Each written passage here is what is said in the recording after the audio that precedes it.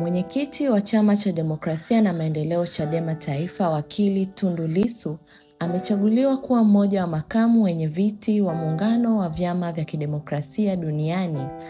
IDU kufuatia mfululizo wa vikao na mikutano yake iliyohitimishwa hivi karibuni jijini Brussels nchini Ubelgiji.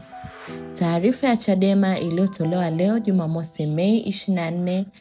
2025 imeeleza kuwa pamoja na mambo mengine kupitia mkutano huo, IDU imefanya uchaguzi wa safu ya uongozi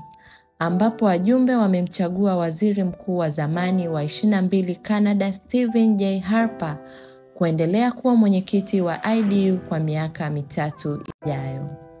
Taarifa hiyo ambayo imesainiwa na mkurugenzi wa mawasiliano na uenezi Chadema, Brenda Rupia, imeendelea kufafanua kuwa chama hicho kikuu cha upinzani nchini kimewakilishwa na makamu mwenyekiti wa Democracy Union of Africa DUA kanda ya Afrika Mashariki, Deogratias Munishi katika mkutano huo.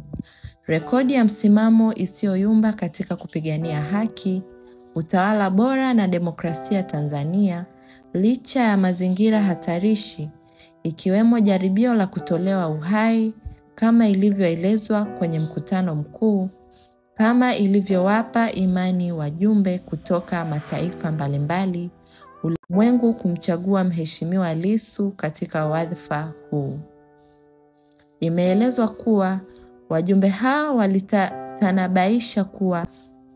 kwa uzoefu wake katika mapambano ya kutafuta demokrasia ya kweli, haki na uhuru wa kweli, Mheshimiwa Lissu atatoa mchango mkubwa ndani ya IDU, hasa katika kumulika maeneo yanayokabiliwa na changamoto za kuporomoka au kudorora kwa demokrasia na kuibuka kwa tawala za kihimla, hususan bara la Afrika.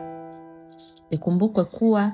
Tundu Lissu amechaguliwa kushika nafasi hiyo wakati akiwa gerezani nchini Tanzania kutokana na kukabiliwa na kesi 2 zenye jumla ya makosa 4,